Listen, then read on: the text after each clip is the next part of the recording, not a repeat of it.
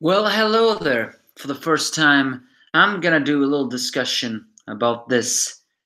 Summarize just a little bit about how about Nanatsu no Taizai of the 2018. Although the title will probably just be too much power level or a video game adventure, something like that. Nanatsu no Taizai, aka Seven Deadly Sins, is a manga I've been reading for a long time, and I actually have had mixed opinion upon that for a while. But then I saw a reviewer who I actually hate complaining about that a lot, so I decided to ease my complaining about that video because I no, seriously, I hate that reviewer. No, it's no one I know. I can immediately tell you that. I haven't even talked to this guy. I just know of him, and but I simply hate him. But I'm not gonna tell who his name is. So either way, but now I have been for me a roller coaster also about is it good, is it bad, is it mixed, is it good, is it better, is it not, is it fine or anything like that. So this here is to summarize a little bit of not chapter by chapter, but to summarize how Nanatsu no Taizai have been for me this 2018 and stuff like that. Okay, Seven Deadly Sins, the Nanatsu no Taizai. It was at first I felt like it really had a nice art of it all, and also nice kind of characters of different species that all got together and showed a lot of different things, as well as having a lot of the new characters. It also added a nice spin on the Arthur legend, and I like that. I like that Arthur spin, so to speak. However, there were some moments which felt like this is not exactly what I was looking for. So so sorry, I stammered. Nanatsu no Taizai's greatest strength has been its characters. A lot of different characters that in a way have been looking pretty unique. And also it's been adding a new twist to it all. Last year's Nanatsu no Taizai actually, well, I complained a lot about that also. It did add a nice twist when it turns out that the demon clan that we thought were unforgivable were in the end the tragic villains, and the real unforgivable people were the goddess clan. But here, right here and now, we have gotten a new twist of it all. It's revealing that everyone is simply fighting, and they don't even know why anymore. It creates that nice kind of feud like moment, like why do you have to do it like that? However, the power level system that they introduced many years ago, I feel like that was one of the biggest flaws of Nanatsu no Taizai to do, because it didn't start until 100 chapters later. So I actually asked myself, why? Why did you have to introduce this power level? Because now it's apparent that if a power level is not higher, then they cannot win. And I hated that. I hate math for everything about it. It was math for me. Just okay, so the numbers have to be higher, otherwise they cannot win.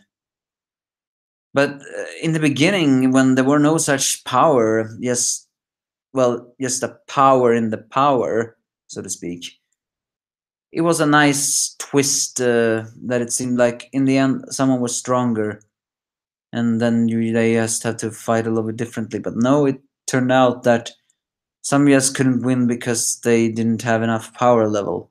So I feel like, and then they were introduced to these other characters that had godly powers, and numbers were almost too high. It feels like that wasn't really so so good, so to speak. However, there was Some instances where these fights didn't really matter if they had a higher power level, because there were some nice fights of it all in it.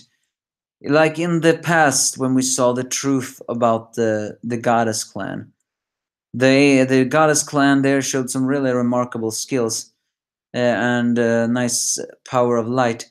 However, I find it so very ironic that it's not that despite being called the goddess clan, we only saw male goddesses, so to speak, angels or something. But these angels were more taken from actual religion and myth rather than anything else. And that was something a lot of people praised as well. However, the real reason why they call the goddess clan is because the supreme deity is a female, and we didn't see enough female people of it all. And then last year we also find out finally the truth about Meliodas' character. So let's count the flaws a little bit Nanatsu no Taizai has. The Barbie doll anatomy. Nanatsu no Taizai has some fan service moments, but every time they happened, it's Barbie doll anatomy. And to be frank, I do not like Barbie doll anatomy. It's more distraction than actual nudity. If they're gonna have nudity, then show actual nudity of it all. Second of all is the fact that, as I said before, the power levels became too high, and it wasn't such a nice twist of it all. Third is the fact that despite having good characters, when the anime came and I discovered that these were the pronounces that these characters were saying, I immediately became a little bit more hateful towards Nanatsu no Taizai. I know that's not a good reason to do it, but I still didn't like it. I mean, I thought for sure that Gother was a Buku, but no, he wasn't. Apparently, Escanor was a Watashi, which I also didn't expect, although that was more pleasant. And for some reason, Diana was a Buku girl. I have no idea why, because she was so shy. I mean, her voice in the anime was cutesy, but I still didn't really like it. Because I mean, I liked that voice actress. I just didn't like the fact that she had that voice, so to speak. And then, well, it's also the fact that the goddess clan took over bodies, and one of them took over the body of a female. I'm still actually wondering, was that really necessary? I mean, it's just taking over the body of a female. What gender is that? Is that a male in a female body, or is that goddess person now technically female because the female was always female? It's a twist there. The romance between Victoria and Gilfander may have seemed as sweet, but in the end, it only became a burden. In a way, that should be sad, but it's more annoying in this situation now. There's also the fact that some worship the goddess clan when it was like that. However, Nanatsu no Taizai did have some victory moments. The biggest victory was, without any doubt, the reveal of Mael, the fourth archangel. Because when we saw Estarosa and all of his evil, I began to feel like he was very unstable and annoying. And he was, until we finally find out why. And I have to say, I did not see that coming. And that was one of the greatest twists of Nanatsu no Taizai. Nanatsu no Taizai had done some twists, but having to do that kind of twist, I was thinking that was very well played. The Purgatory arc with Ban, despite the fact that it started with them being naked, but later on successfully getting clothes, it's the fact that did Ban really become stronger after Purgatory? It was never stated if it was. It's also the Demon King. I mean, the Demon King is a good villain because he's ultimate evil, but it's also an unexplained part of him, really. that unexplained thing is he hates emotions, and he hates that his son is so emotional. Then why does he want his son to be his successor? Because he is a destroyer. He has some strange logic, at least in my book. But I guess that's what makes Nanatsu no Taizai Nanatsu no Taizai, so to speak. So well, it's a nice twist of it all. However, so well, another thing. Let's see what else is there to say about it. Well, yeah, it's also the fact that I don't really know where the story is heading. It's introducing too many powerful characters, and it's a battle of despair and hope, and you don't know really who is gonna win against who. I can't agree that I don't really like that kind of moment. I would just prefer uh, it being what it was. I do not know the best. I don't really know the best chapter of Nanatsu no Taizai. Maybe it was the reveal of Mael. Maybe that was the best chapter of this place. Maybe who it was. Also, Arthur was definitely one of the most annoying characters this this year, especially the fact that I still don't understand why the Japanese gave him a female voice. I do not understand that. Why? Why did he has to have a female voice in the anime? It is so unfitting. So completely unfitting. But it is what it is. You can never really have enough luck of it all, can you? To hear something more masculine for my young hero like that. But yeah, I guess chapter 224 to 223 to no 273 to chapter 276 may have been one of the better chapters of Nanatsu no Taizai, because that was when Mael began to when Mael was revealed, so to speak. I don't really know the rest of any other good chapters. So yeah, what else is there to talk about on Nanatsu no Taizai? Nanatsu no Taizai is for me a 7 out of 10.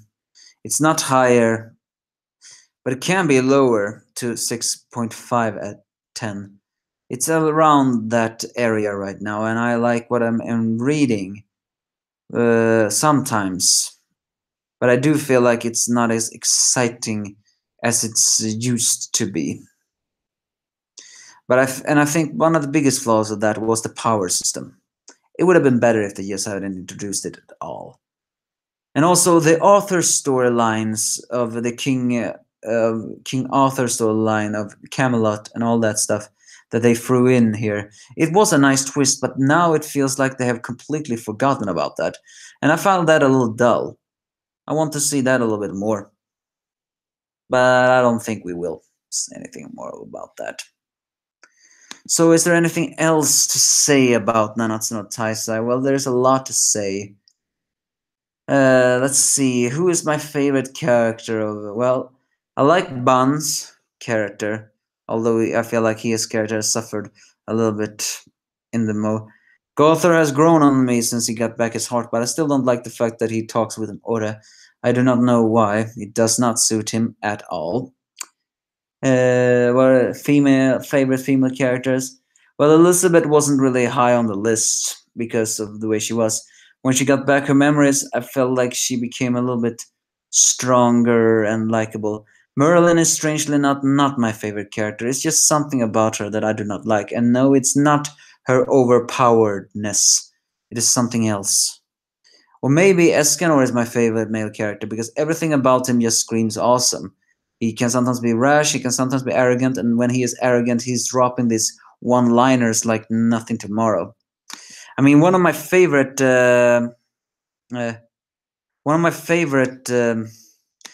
Escanor lines, which unfortunately was translated into something different in the manga.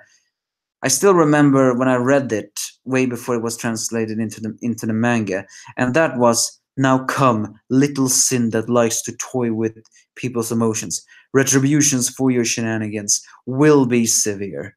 I really love that line. However, that line was missed in the real manga translation. It was something as similar: "For the sin of having toyed with my heart and atone to it with your soul and body." Something like that, I think.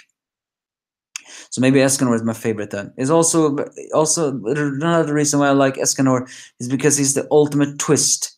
He's a human, and every single species look down on a human because of their selfishness and stuff like that. And yet he was in the end the strongest creature alive. It's just so sweet irony. Which also is, by the way, another reason why Nanatsu no Taizai was a little bit flawed. Because I don't like the fact that the demon, the giants, the fairies, and a lot more do not like the humans because they consider them selfish creatures. And they are completely correct. The humans, both in real life and in the manga, are completely selfish people. And sometimes I do not like to see that because the other species are far from perfect as well. So why do we have to see them as perfect people? The goddess clan, for example, and the demon clan, they both have their fair share of selfishness. But it just feels like no one really understands that. So, so, um, so we'll see. Oh, it seems like Ricardo came back. Well, I don't have time for those kind of comments right now. So, any favorite female characters? Can this author draw better female characters than other people? Well, strangely enough, he doesn't have that many female characters, but he also has a lot more, what is it called? Gender freedom? I want to say his take on gender is very similar to Hunter x Hunter, and I hate Hunter x Hunter with a burning passion. However, with a burning hatred, I guess I should say. I'm saying that because this author is not shy of portraying gay characters. Not that there's anything wrong about that, but he has done that before. And I think he has thrown in one transgender character. I'm just not sure who that is. So, but he has female characters, but strangely enough, a lot of these female characters also talk in very boyish way, especially that Jericho girl. So, are there any female characters I like, though? Is he better portraying them than some other media? Hmm. Strangely enough, I want to say no, because I feel like maybe it's not enough. Merlin is sexy and cool. She is sexy, and I like that. It's just that she sometimes feel like a bit too overpowered and feel too mysterious. Uh, and Diana would be my favorite female character if it wasn't that she talked in a buku, and I hate that buku. So maybe in the end, I would say original Elizabeth is my favorite character because she's an all-loving heroine, and unlike the previous Elizabeth, she's not as naive and not as well damsel in distressing. She is someone who is willing to fight back, brave, selfless, and kind. I mean, granted, there were the female demons. The female demons did have some. Derere was a good character in the end. She learned from her mistakes, but when the author decided to kill her off, I was very steamed and very angry. It was not so very cool of it all. But then again, I haven't heard her in the anime, so I haven't heard what kind of pronouns she has. All right. Well, what else is there to say? Well, it's the fact that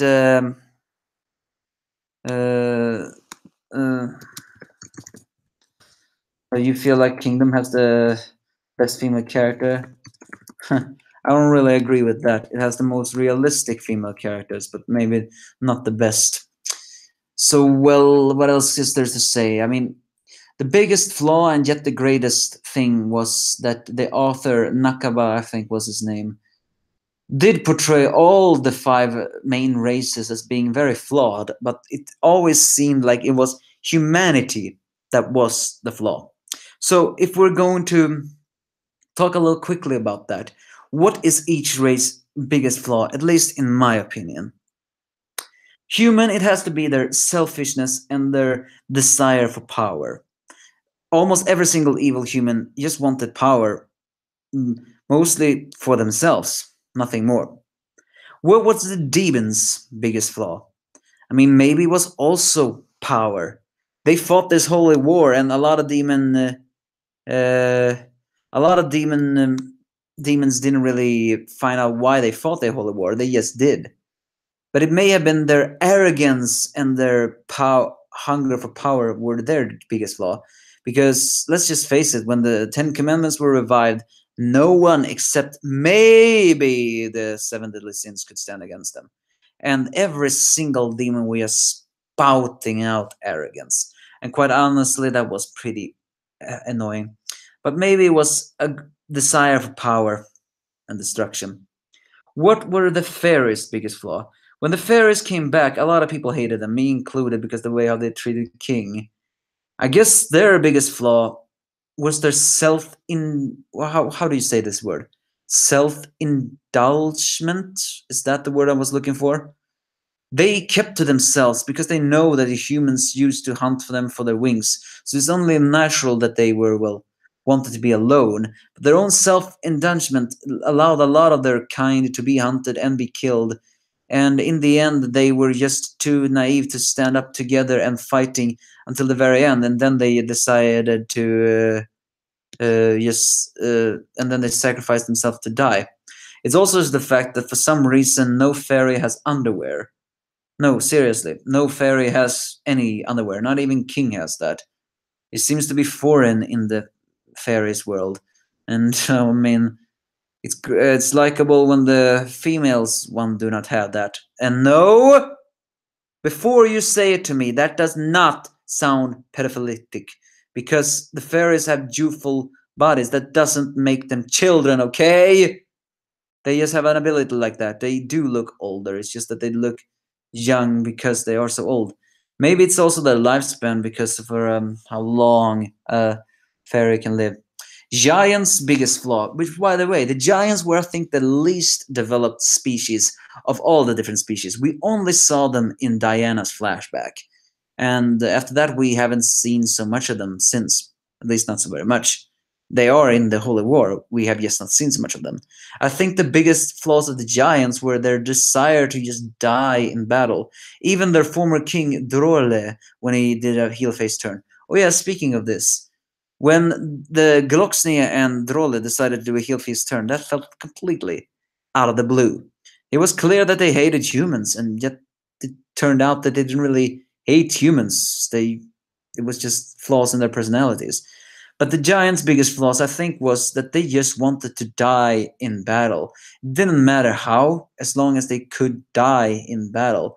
And Diana were the only exception. She didn't feel like it would be honorable to die in battle, because if you die, then you can't live. I guess that makes her the unique of the Giants. And we never really saw much about the Giants since. We didn't really see if they really did mature after that. Drolle entrusted Diana with the safety of their people, but we still don't really know what happened. And let's see, the final ones are perhaps the Goddess clan. All right, the Goddess clan. That was the nicest twist of it all. When before they appeared, we all, well, maybe we didn't, but most people presumed that they were the saviors and all this stuff. But in the end, it turned out that a lot of Goddess clans were extremely cowardly. That scene, for example, when that very sexy Goddess clan possessed Denzel's body, and we saw her personality. I think that was the very, very first clue we gained then to see, wait, this is the Goddess clan? And then we saw the Holy War flashback, and our fears were correct. So, what was the Goddess clan's biggest fault? Well, almost similar to the demons. The demons desired power and were arrogant. The Goddess Clan were two. However, unlike the Demon Clan, I wanna say arrogance and a desire to prove that they were the best. Is that the word I was looking for? Granted, the demon wanted that too, but they were more hungry for power. Because unlike the demons, we have seen some sympathetic goddess clan members. However, unlike the demons, it seems like the goddess clans in normal people were very few, and we didn't really see so much about them after that. And we saw Ludushiel, who in the end turned out to be the most twisted of all the goddess clan. And yet it still seems to imply that he was just simply twisted because he had lost so much, or at least thinking he had lost so much.